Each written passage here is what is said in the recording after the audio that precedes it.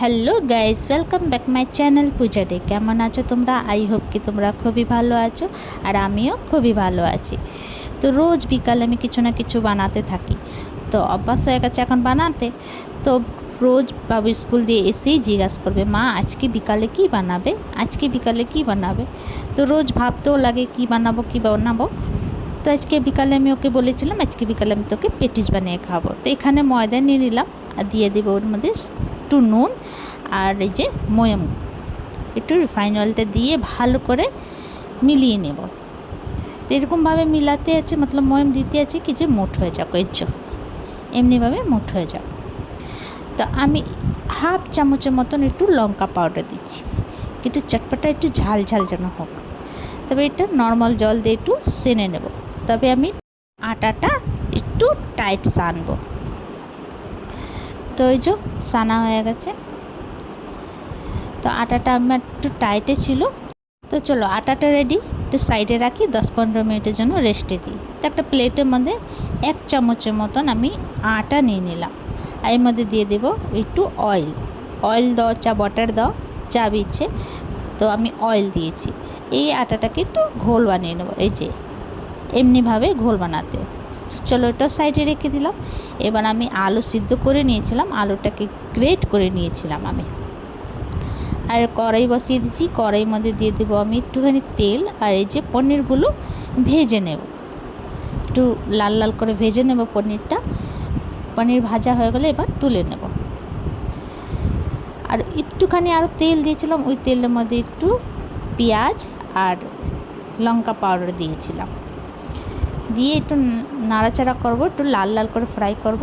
Fry হয়ে গেলে আলুটা গ্রেট করে রেখেছিলাম সেটা দিয়ে দেব। তা আলুর মধ্যে আমি নুন আর ভাজা মশলা দিয়েছিলাম, যে ভিডিওটা আমার দিয়ে ডিলিট হয়ে গেছে। তো ওই পনিরটার সঙ্গে আমি ভালো করে একটু মেখে নেব। তো এই যে মেখে নিলাম। তো বেশি কিছু মশলা ওর মধ্যে দিয়েছিলাম না, একটু খালি ভাজা মশলা, একটু নুন দিয়েছিলাম। আর যেমনি তোমাকে দেখিয়েছি সেম আপনি বানিয়েও খুবই টেস্টি হবে। তো এই যে এদিক দিয়ে একটা গোলা নিয়ে নিলাম, এখানে একটু অয়েল লাগিয়ে বেলে নেব গোল করে। তো আমি এরকমভাবে 4-5টা রুটি মতন বেলে নেব। আর যে ঘোলটা বানিয়েছিলাম সেটা আমি এই রুটির উপরে, এক একটা রুটির উপরে লাগাতে যাব। সেম এইভাবে লাগাবো, তোমাদেরকে দেখাচ্ছি।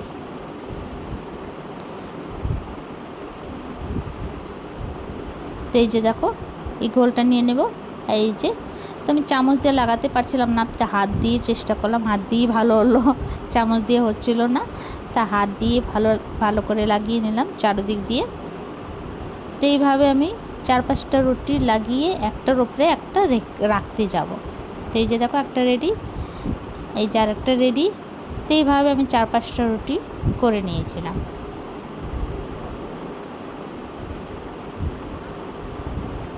তো এই যে দেখো, এবার আমি আবার বেলে নেব।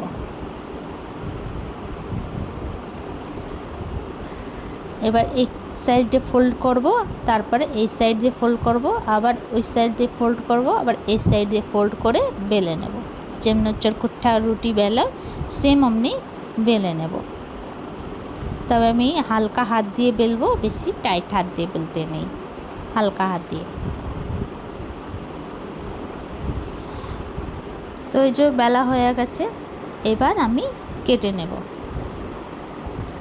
তো তোমরা এমনি করে একবার বানিয়ে খেও, খুব ভালো হয়েছিল, খুবই টেস্টি হয়েছিল। যে বি খেয়েছে সে বলেছে খুবই ভালো হয়েছে, খুব টেস্টি হয়েছে। তো এই যে বেলা কমপ্লিট, দেখো এইভাবে বেলতে আছে। এবার আমি কাট করে নেব, চারিদিক দিয়ে সাইডেরটা সরিয়ে দেব। তবে আমি ছোট ছোট বানাবো, তোমরা চাইলে বড় বড় বানালে মধ্যে দিয়ে কাট করে বাস 4টে বানালেই হবে একটা দিয়ে। তবে আমি 6টা বানিয়েছিলাম। এই যে আমি ছোট ছোট বানিয়েছিলাম, বেশি বড় বানাইনি। এইভাবে বানিয়ে নেব। তারপরে এই যে মিশ্রণটা যে বানিয়ে রেখেছিলাম আলুর, সেটা দিয়ে এই যে এই কোনা দিয়ে একটু হালকা হাত দিয়ে দাবিয়ে দেব। তো তারপরে এখানে কড়াই বসিয়ে দিয়েছিলাম, এই যে এইভাবে বানিয়ে নেব সমস্ত। তো কড়াইটা গরম হয়ে গেছিলো, তো তেল দিয়ে দিয়েছিলাম এই যে। তো আমার একটি পেটিস রেডি হয়ে গেছে এখানে বানানো। এবার আমি ফ্রাই করে নেব। আর খুবই খাস্তা হয়েছিল, খেতেও খুব টেস্টি ছিল। আমি বেশি মশলা দিই নেই, হালকা মশলা দিয়েই বানিয়েছি, আর অনেক টেস্টি হয়েছিল। তো এটা বাবু নিয়ে চলে গেল, দুটো ভার করলাম, বাবু নিয়ে চলে গেল। তো এখানে আমার সমস্ত পেটিস আমার রেডি হয়ে গেল। দেখছো, আওয়াজ শুনতে পারলে? তো সমস্ত পেটিস রেডি। তো তোমাদেরকে আমার ভিডিওটা কেমন লাগলো? ভালো লাগলে প্লিজ লাইক, শেয়ার, কমেন্ট করো, সাবস্ক্রাইব করে দিও। আবার নতুন ভিডিওর সঙ্গে দেখা হবে। তো তোমরা সেই ভালো থেকো, সুস্থ থেকো। ভিডিওটা কেমন লাগলো কমেন্ট করে জানিও। চলো ভিডিওটা এখানে শেষ করছি। Bye bye, take care.